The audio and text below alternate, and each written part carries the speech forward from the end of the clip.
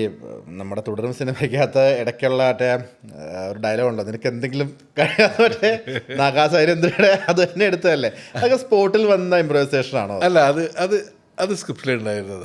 അത് തരുൺ അത് എഴുതി വെച്ചത്. ഇങ്ങനൊരു സാധനം നിങ്ങൾക്ക് കയ്യടി കിട്ടാനുള്ള സാധനമാണ്, അല്ലെങ്കിൽ ആളുകൾ ചിരിക്കാൻ സാധ്യതയുള്ളൊരു സീക്വൻസാണ് എന്ന് പറയുന്ന സ്പോട്ടിൽ വേണമെങ്കിൽ ഞാൻ പറയാവുന്ന ഒരു ഇംപ്രൈസേഷൻ. സ്റ്റേഷനിൽ പോയിട്ട് നാക്കുന്നൊരു സാധനമുണ്ട്. അപ്പോൾ ബിനു നാക്കും, അപ്പോൾ ബിനു നാക്കുക, ഈ സാധനങ്ങൾ സ്പോട്ടിൽ ഉണ്ടാക്കിയ കാര്യം.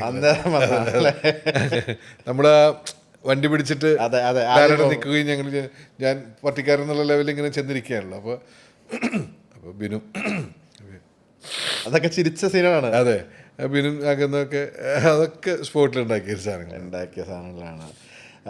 സിനിമയിൽ നിന്ന് ടോട്ടലി മാറി ചോദിച്ചു കഴിഞ്ഞാൽ കവിതകൾ വായിക്കാൻ ഇപ്പോഴും സമയം കിട്ടാറുണ്ട്. ഒരു സമയത്ത് ഞാൻ എപ്പോഴും കവിത വായിച്ച് പാടി വീഡിയോ ഇടുന്നൊക്കെ ഞാൻ തികച്ചും കണ്ടിന്യൂസ്ലി ഫോളോ ചെയ്യുന്ന സമയമാണ്. കോവിഡ് കാലത്താണല്ലേ. ഞാനേ ഇപ്പം ഈ അടുത്ത കാലത്ത് ഏറ്റവും എന്നെ അത്ഭുതപ്പെടുത്തിയൊരു കാര്യം ചൊല്ലി, കോവിഡ് ആളുകളെ ഭയങ്കരമായിട്ട് ഭയപ്പെടുത്തിയിട്ടുണ്ടെന്ന് പറയുന്നു. ഇനി എന്ത് എന്നുള്ള ചോദ്യങ്ങളൊക്കെ വന്നിട്ട് ഭയങ്കര ടെൻഷൻ ഉണ്ടാക്കിയൊരു കാര്യം. പക്ഷെ ഞാൻ ആലോചിക്കുമ്പോൾ, എനിക്ക് തിരിച്ചാലോചിക്കുമ്പോൾ, ഞാൻ ആ കാലത്ത് ഒരു ടെൻഷൻ അനുഭവിക്കാത്ത മനുഷ്യനായിരുന്നു. അതെങ്ങനെ സാധ്യമായി എന്ന് ചോദിച്ചു കഴിഞ്ഞാൽ എനിക്ക് തോന്നുന്നു ഞാൻ ആ സമയത്ത് എല്ലാ ദിവസവും കവിത എഴുതുമായിരുന്നു.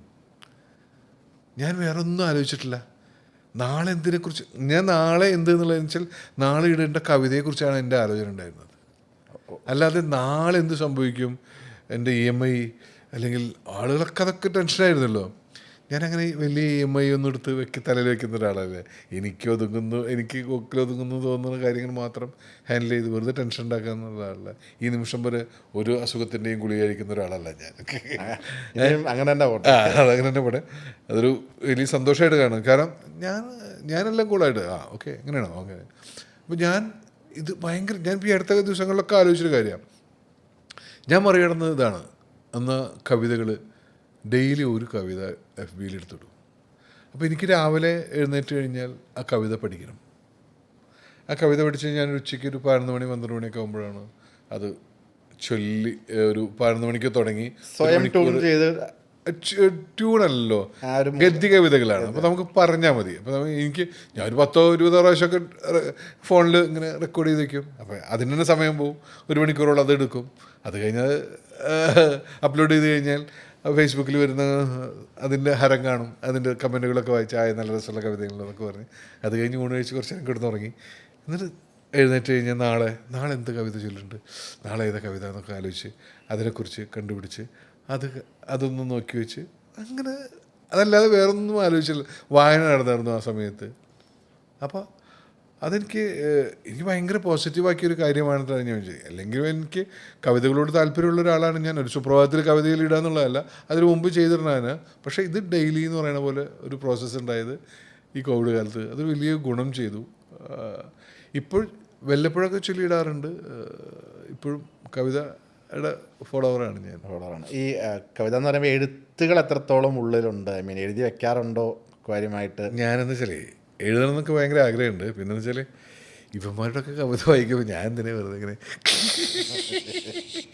അറിയാവുന്നവന്മാരൊക്കെ നന്നായി എഴുതുന്നുണ്ട്. ഞാൻ വെറുതെ എന്തിനാ ഈ മണ്ടത്തരങ്ങളൊക്കെ എഴുതിയില്ലെങ്കിൽ എന്നാലും വല്ലപ്പോഴൊക്കെ എന്തെങ്കിലുമൊക്കെ എഴുതി കൊടുക്കും. കവിതകളായിട്ട് എഴുതും. കവിതകളൊക്കെ എഴുതും. നീ ഒരു ചോദ്യം ചോദിച്ചപ്പോൾ ഞാനിങ്ങനെ ആലോചിച്ചു. ഞാൻ ഈ അടുത്ത കാലത്ത്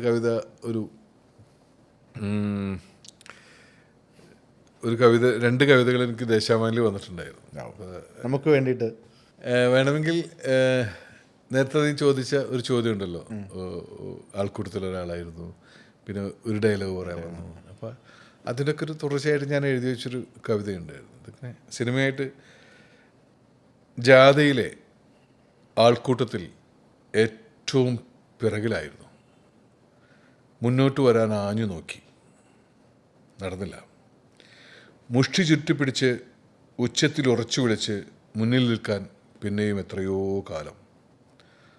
ആളായി, ആർപ്പായി, ആരവമായി കൊടിവെച്ച കാറിൽ വടിവത്ത കതറിൽ വന്നിറങ്ങാൻ പിന്നെയും എടുത്തു അനേക കാലം. നമ്പൂരിയുടെ പൂണൂല് പൊട്ടിച്ച് നിസ്കാരത്തഴമ്പിലേക്കും ലോഹയിലേക്കും സാഹസപ്പെട്ട് മാന്ത്രികനെ പോലെ ചിലപ്പോഴൊക്കെ ഒരു അഭ്യാസിയെ കണക്കെ. കവലയിലെ മുറുക്കാൻ കടയിൽ നിന്നും ജംഗ്ഷനിലെ ഹൈപ്പർ മാർക്കറ്റിലേക്ക് അവൻ വന്നിറങ്ങിയത് മെഴ്സിഡീസ് ബെൻസിൽ. തുടക്കം ഗുണ്ടാതലവൻ്റെ ശിങ്കിടി, ചേരി പൊളിച്ച് അധോലോകം നേടാൻ നഷ്ടങ്ങൾ, അനേകായിരം നഷ്ടങ്ങൾ. കോൺസ്റ്റബിളിൽ നിന്ന് SP-യിലേക്കും ലഫ്റ്റനൻറ്റ് കേണലിൽ നിന്ന് സൈബർ സെല്ലിലേക്കും അതിവേഗത്തിൽ ട്രാൻസ്ഫറിൽ ഓടിക്കളിച്ചു. കല്യാണ വീട്ടിൽ മണവാളനാകും, അച്ഛനാകും, അളിയനാകും, അമ്മാവനാകും. മരണവീട്ടിൽ മൃതദേഹം മുതൽ ശാന്തിക്കാരൻ വരെ. രണ്ടറ്റവും വലിച്ചു കെട്ടിയ കയറിലൂടെയുള്ള ഒരു സർക്കസുകാരൻ്റെ ബാലൻസ് ഇല്ലാത്ത യാത്രയ്ക്ക് ശേഷമാണ് ഒരുവൻ വെള്ളിത്തിരയിൽ വെട്ടിത്തിളങ്ങുക സംഭവിച്ചേക്കാവുന്നത്. കോടമ്പക്കത്തെ പൈപ്പ് വെള്ളത്തിനേക്കാൾ ചവർപ്പുണ്ടത്രേ കൊച്ചിയിലെ കോർപ്പറേഷൻ വാട്ടറിന്.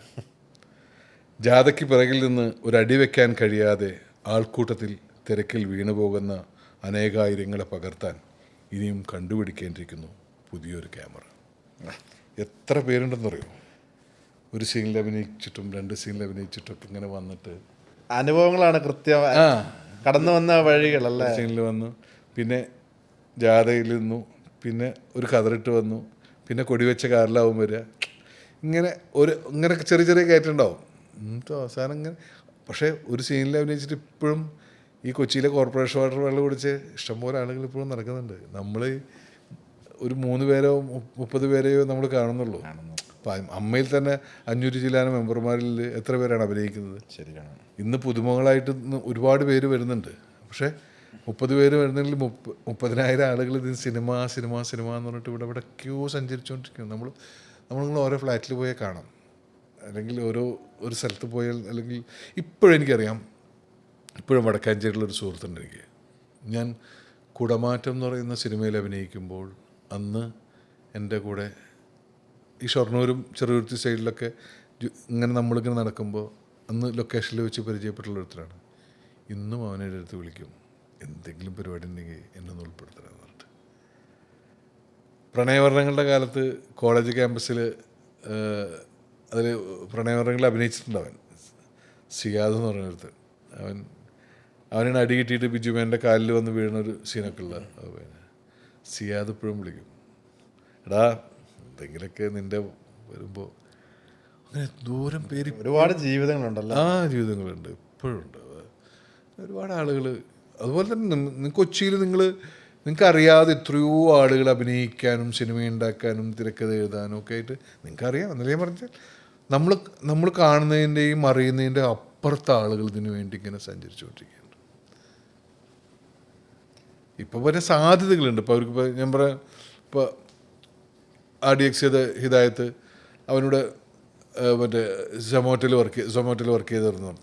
ഇന്ന് പിള്ളേർക്ക് ഇവിടെ പിടിച്ചു നിൽക്കാനുള്ള സാധ്യതകളുണ്ടായി. മീൻസ് എന്തെങ്കിലും തൊഴിലൊക്കെ എടുത്ത്, അല്ലെങ്കിൽ പകൽ ഊബർ വഴി, അല്ലെങ്കിൽ രാത്രി ഊബർ വഴി, പകൽ സിനിമയിൽ അങ്ങനെയൊക്കെ നോക്കി പല വരുമാനത്തിന് സാധ്യതകളൊക്കെ ഉണ്ട്. നമ്മുടെ കാലത്തൊന്നും ഒന്നുമില്ലല്ലോ. ഞാനൊക്കെ ചേരുന്ന വണ്ടി കയറുക, രാവിലെ 6 മണിക്ക് ഇവിടെ എത്തണം എന്ന് പറഞ്ഞാൽ ബസ്സില്ല, തലേദിവസം ഒന്ന് കിടക്കേണ്ടി വരും. അല്ല, വെളുപ്പാങ്കാലത്ത് 4 മണിക്ക് ഈ പെട്രോൾ എടുക്കാൻ മലപ്പുറം സൈഡിൽ നിന്ന് ടാങ്കർ ലോറി വരും, അതിൽ കയറി വരും. വണ്ടിക്കൂലി ലാഭമാണ്, അവർക്ക് 10 റുപ്യ 20 റുപ്യ കൊടുത്താൽ മതിയായിരുന്നു. അങ്ങനെ കയറി വന്ന് അഭിനയിച്ചിട്ടുണ്ട്, ഇഷ്ടംപോലെ അഭിനയിച്ചിട്ടുണ്ട്. അതൊന്നും വലിയ കഥ മറ്റേ കുടമ്പകത്തെ പൈപ്പ് വെള്ളം പോലെ നമ്മളിങ്ങനെ പറയേണ്ട കാര്യം. എല്ലാവർക്കും ഇതുപോലെയുള്ള കഥകളൊക്കെ ഉണ്ടെന്നേ. സ്ട്രഗിൾ ചെയ്യാതൊന്നും ആരും വന്നിട്ടില്ല. പക്ഷേ